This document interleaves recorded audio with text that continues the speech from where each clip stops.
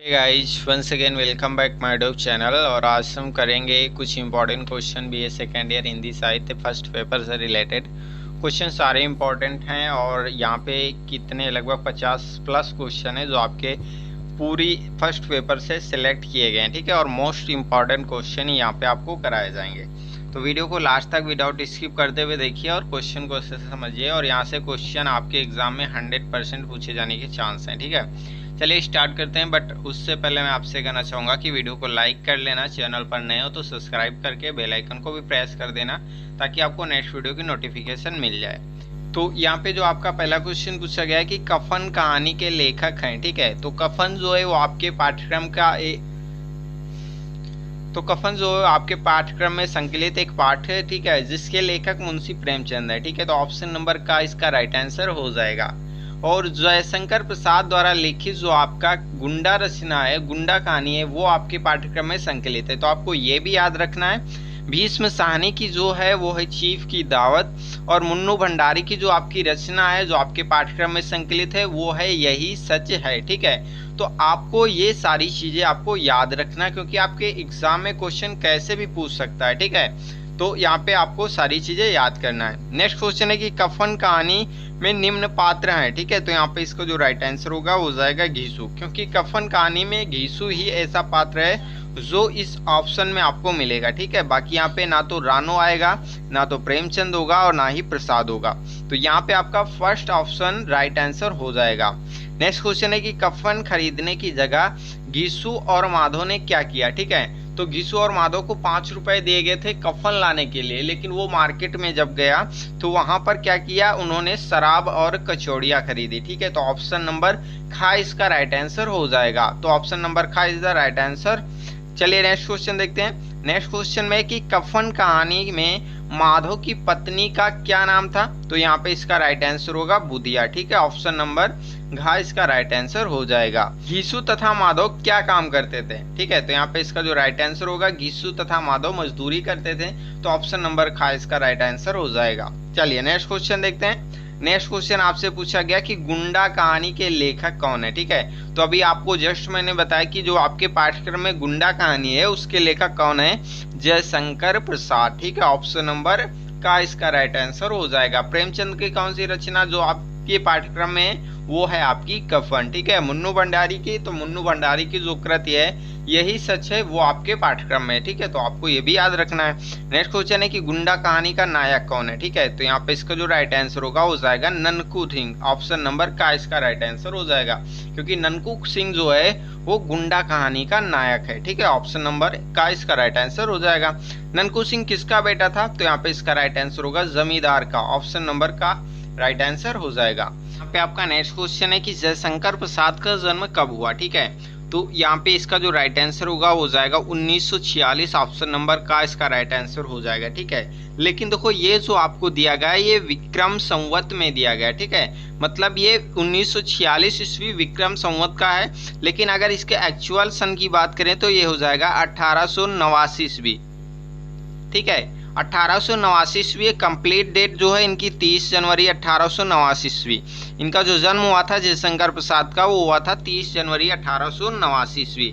तो आपको ये लर्न करना है। ठीक है, याद रखना है। चलिए नेक्स्ट क्वेश्चन देखते हैं। नेक्स्ट क्वेश्चन है कि यही सच है कहानी में लेखक का उद्देश्य क्या दिखाना है। ठीक है, तो यहाँ पे इसका जो राइट आंसर होगा वो हो जाएगा व्यक्ति को यथास्थित होना। ठीक है, ऑप्शन नंबर का इसका राइट आंसर हो जाएगा।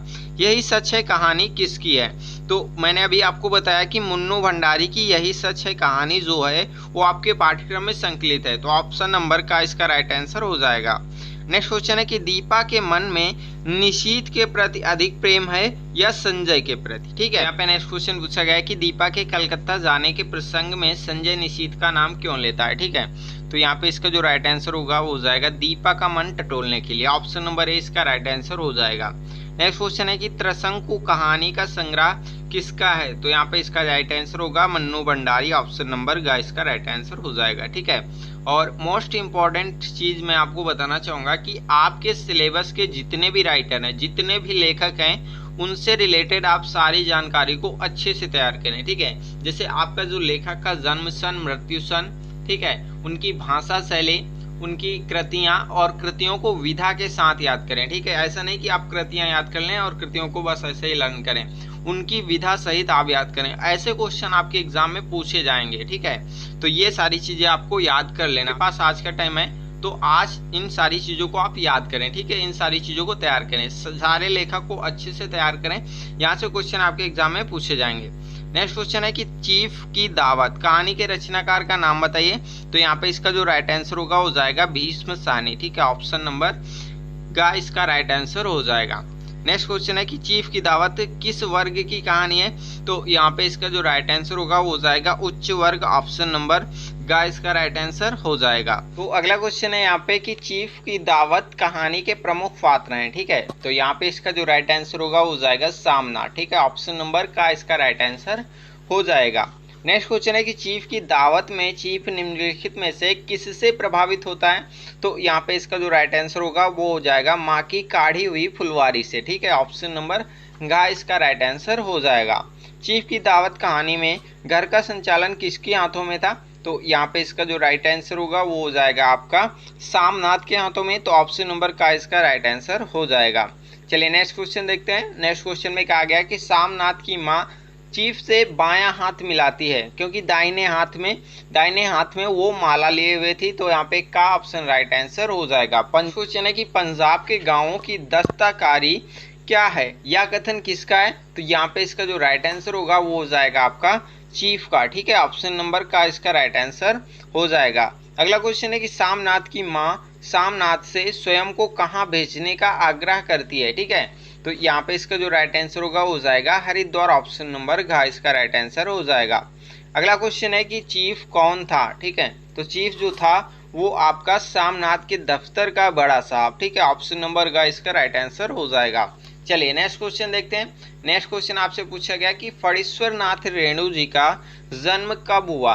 ठीक है, तो यहाँ पे इसका जो राइट आंसर होगा 1921 ईस्वी। ठीक है, यहाँ पे ऑप्शन नंबर ख इसका राइट आंसर हो जाएगा।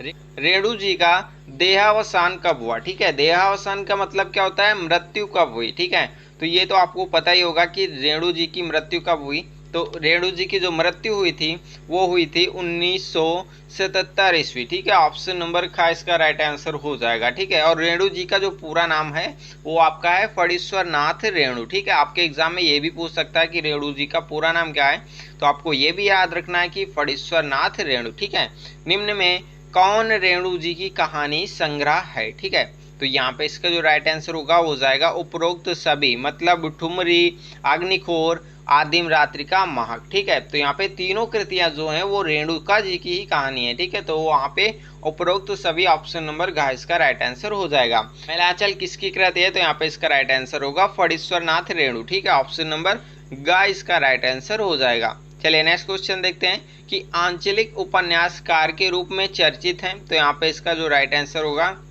साहित्य। ठीक है, ऑप्शन नंबर का इसका राइट आंसर हो जाएगा। फणीश्वर नाथ रेणु का सापर क्या है। ठीक है, तो यहाँ पे इसका जो राइट आंसर होगा वो हो जाएगा आपका आंचल। ठीक है, ऑप्शन नंबर ग इसका राइट आंसर हो जाएगा। हीरामन किस कहानी का पात्र है। तो यहाँ पे इसका राइट आंसर होगा मारे गए गुलफाम उर्फ तीसरी कसम। ठीक है, ये आपके पाठ्यक्रम की ही एक कहानी है। नेक्स्ट क्वेश्चन पूछा गया कि कमलेश्वर का जन्म कहाँ हुआ। ठीक है, तो यहाँ पे इसका जो राइट आंसर होगा वो जाएगा मैनपुरी, ऑप्शन नंबर ख इसका राइट आंसर हो जाएगा। ठीक है, अब देखो कमलेश्वर की जो कृति है, जो कहानी है, वो राजा निर्वंशिया जो आपके पाठ्यक्रम में संकलित है। ठीक है, तो आपको ये तो याद ही रखना है, साथ में आपको इनसे रिलेटेड सारे क्वेश्चन भी याद रखना है। ठीक है, जैसे कमलेश्वर का जन्म कहाँ हुआ, तो यहाँ पे इसका राइट आंसर होगा मैनपुरी।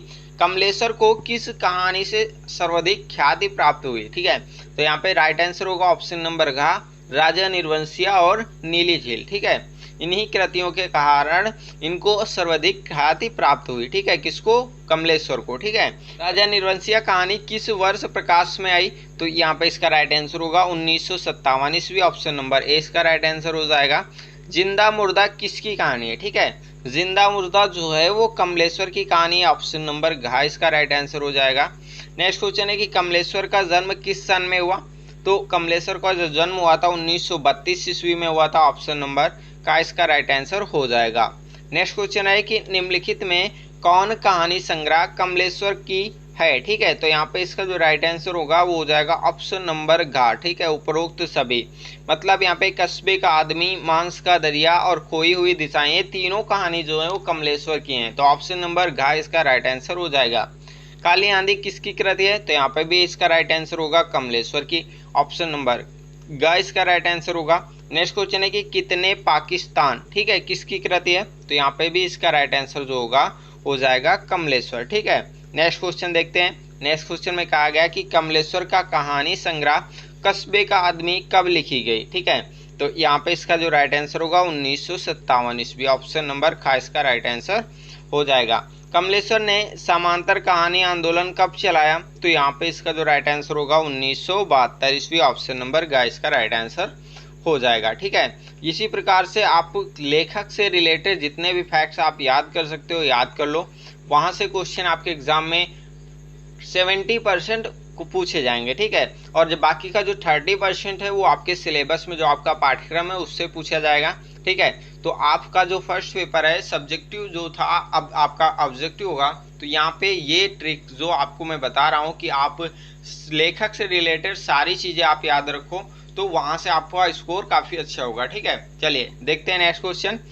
नेक्स्ट क्वेश्चन है कि 25 चौका 150 कहानी के लेखक कौन है, ठीक है।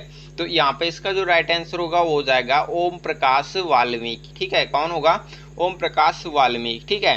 नेक्स्ट क्वेश्चन है कि सलाम कहानी का संग्रह किसका है? तो यहाँ पे इसका जो राइट आंसर होगा वो भी हो जाएगा ओम प्रकाश वाल्मीकि, ठीक है। कौन हो जाएगा? ओम प्रकाश वाल्मीकि, ऑप्शन नंबर घ इसका राइट आंसर हो जाएगा। चलिए नेक्स्ट क्वेश्चन देखते हैं। नेक्स्ट क्वेश्चन में है कि बहुत हो चुका कविता संग्रह किसका है, ठीक है। तो यहाँ पे भी इसका जो राइट आंसर होगा वो आपका हो जाएगा ऑप्शन नंबर घ, इनमें से कोई नहीं, क्योंकि यहाँ पे बहुत हो चुका कविता संग्रह जो है वो ओम प्रकाश वाल्मीकि का है, ठीक है। किसका? ओम प्रकाश वाल्मीकि का। तो यहाँ पे ऑप्शन में आपको मिलेगा ही नहीं, तो ऑप्शन नंबर घ इसका राइट आंसर हो जाएगा। ओम प्रकाश वाल्मीकि को डॉक्टर अंबेडकर पुरस्कार किस वर्ष मिला, ठीक है। Very very very important question है ये, आप इसको जरूर याद करें, ठीक है। तो यहाँ पे इसका जो राइट आंसर होगा हो जाएगा 1963 ईस्वी, ऑप्शन नंबर का इसका राइट आंसर हो जाएगा। ओम प्रकाश वाल्मीकि किस वर्ग के कहानीकार हैं? तो यहाँ पे इसका जो राइट आंसर होगा वो हो जाएगा दलित वर्ग, ऑप्शन नंबर ग का राइट आंसर हो जाएगा। चलिए नेक्स्ट क्वेश्चन देखते हैं। नेक्स्ट क्वेश्चन में कि 25 चौका 150 कहानी में कितने स्त्री पात्र हैं, ठीक है। तो यहाँ पे इसका जो राइट आंसर होगा वो हो जाएगा 1, ठीक है। ऑप्शन नंबर का इसका राइट आंसर हो जाएगा। नेक्स्ट क्वेश्चन है कि सुदीप ओम प्रकाश वाल्मीकि से किस कहानी का पात्र है? तो यहाँ पे भी इसका जो राइट आंसर होगा वो हो जाएगा 25 चौका 150, ऑप्शन नंबर ख इसका राइट आंसर होगा। ओम प्रकाश वाल्मीकि का जन्म किस वर्ष हुआ? तो ओम प्रकाश वाल्मीकि का जो जन्म हुआ था वो हुआ था 1950 ईस्वी, तो ऑप्शन नंबर का इसका राइट आंसर हो जाएगा। नेक्स्ट क्वेश्चन है कि शिव नारायण मिश्र किस कहानी के पात्र हैं? तो यहाँ पे इसका जो राइट आंसर होगा वो हो जाएगा 25 चौका 150, ठीक है। और 25 चौका 150 ओम प्रकाश वाल्मीकि की कहानी है। नेक्स्ट क्वेश्चन है कि वाल्मीकि जी की कौन सी कहानी है? तो यहाँ पे इसका जो राइट आंसर होगा वो हो जाएगा 25 चौका 150, शव यात्रा और आपका सलाम, ठीक है। ये तीनों कहानी जो है वो वाल्मीकि जी की हैं, ओम प्रकाश वाल्मीकि की हैं। तो यहाँ पे ऑप्शन नंबर डी इसका राइट आंसर हो जाएगा, उपरोक्त सभी, ठीक है। शव यात्रा किसकी कहानी है? तो यहाँ पे इसका जो राइट आंसर होगा हो जाएगा ओम प्रकाश वाल्मीकि, ऑप्शन नंबर ख इसका राइट आंसर हो जाएगा। चलिए नेक्स्ट क्वेश्चन देखते हैं कि फूल सिंह मास्टर किस कहानी का पात्र है? तो फूल सिंह मास्टर जो है वो आपका 25 चौका 150 कहानी का पात्र है। तो यहाँ पे ऑप्शन नंबर ग इसका राइट आंसर हो जाएगा। अगला क्वेश्चन है कि जूठन आत्मकथा के लेखक कौन है? तो यहाँ पे इसका राइट आंसर होगा ओम प्रकाश वाल्मीकि, ठीक है। नेक्स्ट क्वेश्चन है कि ओम प्रकाश वाल्मीकि को जयश्री पुरस्कार किस वर्ष मिला? तो यहाँ पे इसका राइट आंसर होगा 1996 ईस्वी, ठीक है। ऑप्शन नंबर ग इसका राइट आंसर हो जाएगा। नेक्स्ट क्वेश्चन है चौधरी ओम प्रकाश वाल्मीकि किस कहानी का पात्र है? तो यहाँ पे इसका राइट आंसर होगा 25 चौका 150। और यहाँ पे नेक्स्ट क्वेश्चन आपसे पूछा गया है कि ओम प्रकाश वाल्मीकि की पठित कहानी का नाम बताइए। तो यहाँ पे इसका राइट आंसर होगा 25 चौका 150।